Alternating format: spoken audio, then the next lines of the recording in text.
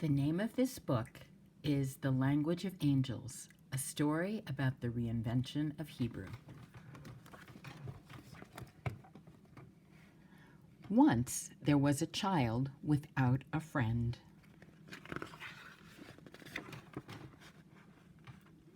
Two boys his age lived nearby, but they spoke Yiddish. In the morning they said Guten Tag to each other. Two girls down this road spoke Arabic. They said hello when they met, marhaba. Some children spoke Spanish. They said hola to their friends. Others spoke Ladino. They wished each other buenos tardes in the afternoon. But Ben-Sion didn't speak Yiddish or Arabic, Spanish or Ladino. He didn't speak Turkish or Russian or English or any of the many languages spoken in Jerusalem in 1885. So he spent most of his time alone. Ben-Sion's father, Eliezer, didn't want him to hear any language except Hebrew, not even the language of animals. If horses were neighing or sheep were bleating or coyotes were howling or donkeys were braying, he covered Ben-Sion's ears. Really. You shall hear only Hebrew, the language of angels, he told his son. You will be the first child in more than 2,000 years who will grow up speaking only the beauty of our ancient language.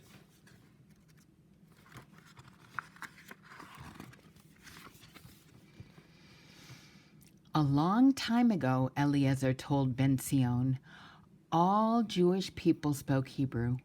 They lived near Jerusalem in a kingdom they called the Holy Land. But there were wars, and their country was defeated. The people lost their homeland and moved to places all over the world. They continued to say the Hebrew prayers that their parents had prayed in the temple, but they learned to speak the language where they lived.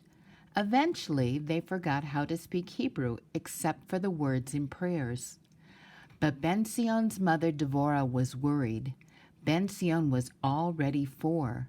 Sometimes he made sounds, but he never said words. Call me mother. Say Ima, Devorah said. She pointed at Eliezer. Say father. Say Abba. Ben-Sion still said nothing. She wondered how Ben-Sion would ever find anyone to play with.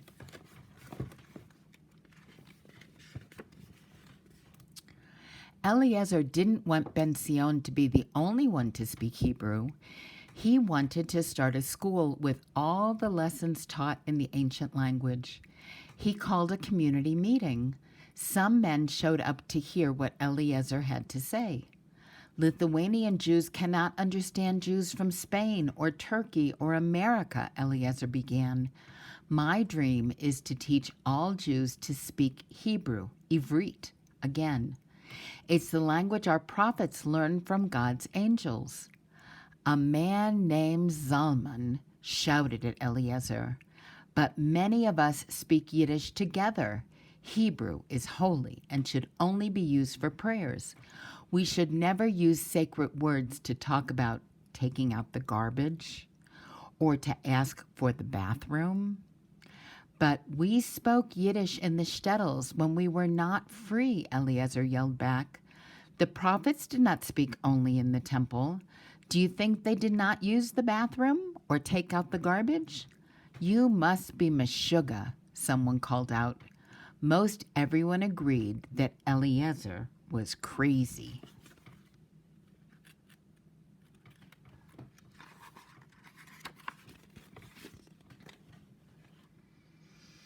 When Eliezer returned home, he heard Devorah singing to Ben-Sion in her native Russian.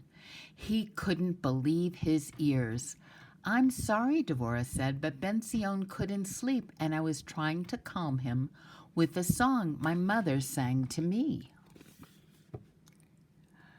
Eliezer was furious. He yelled. He stamped his feet. Abba, don't be angry with Ima. Ben Zion said quietly in Hebrew. His mother and father were silent. Then they both gave Ben Zion a hug, and all three danced around the room. Eliezer can talk. Eliezer can speak Hebrew. Once Ben Zion started speaking, he didn't stop. By the time he was 7, he spoke Hebrew as well as his parents, but he still didn't have a friend to talk to. "Can I please have a dog?" he begged. In Hebrew, of course. "I want someone to talk with when you are busy." His father agreed. "Now that you speak the language of angels, I see no harm in hearing a dog bark." Maher, fast in Hebrew, is what Ben Zion called his best friend. Ben Zion tried to teach Maher Hebrew, but he wouldn't learn. He kept licking Ben Zion's face.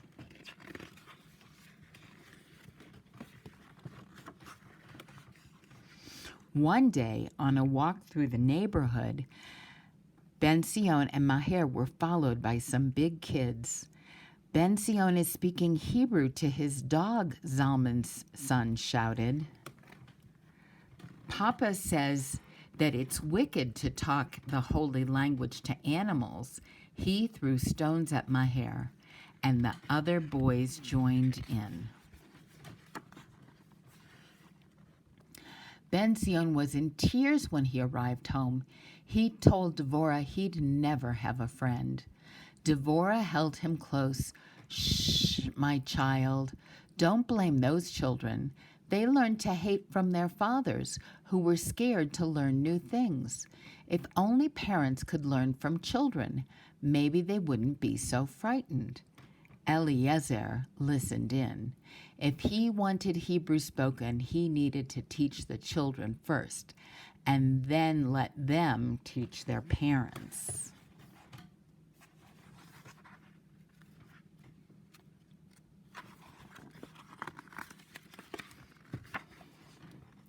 One day, Eliezer brought home ice cream.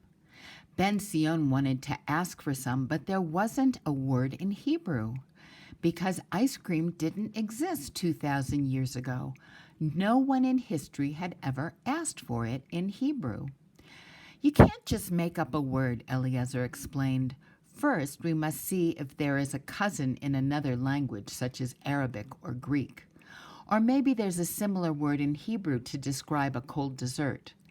Words are related to one another. Making a new word is like solving a mystery or putting together a puzzle."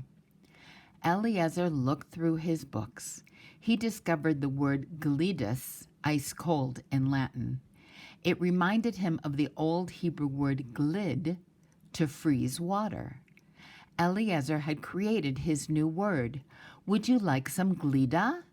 he asked Ben Zion, but by then the glida had melted.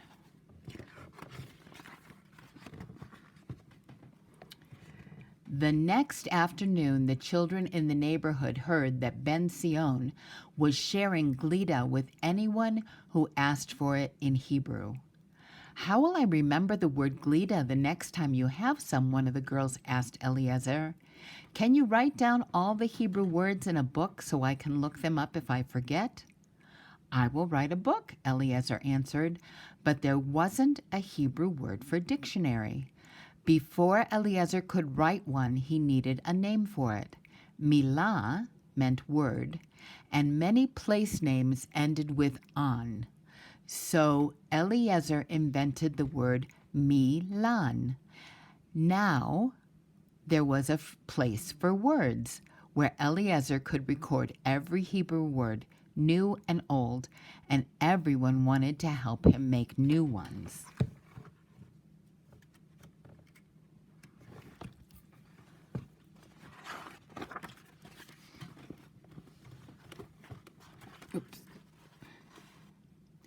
Ben Zion felt like maybe he might make a friend at last. Zalman's son joined in, though he didn't tell his father. He had an old bicycle. He helped make up the word ophanaim by combining the Hebrew word for wheel, ophan, and the ending meaning a pair, ayim. He even let Ben Zion take a ride. Ofanim. Every word was a new adventure. The word for book, sefer, and house of Bet were combined to make Beit HaSefer, Hebrew for school. It's like building a school brick by brick, Eliezer said. We are building a language word by word. Children competed to make up new words, and Eliezer wrote them down in his Milon. Just as Eliezer dreamed, children taught their parents. As years passed, teachers started teaching Hebrew at school, at Beit HaSefer. Here's a picture of some of the words they came up with. Chaverim, Yalda, Ivrit, Moreh, Bait, Sefer Tov, Kelev, Chatul, Glida, Af, Mishpacha, Ima, Abba, Saba, and Yeled. And by the time Ben Zion was grown, he had made lots and lots of friends. And here are his friends dancing around Hebrew words. Parparim for butterflies, Eitzim, Shemesh for sun, Sipor for bird, and other words. And that is the end of the story, The Language of Angels.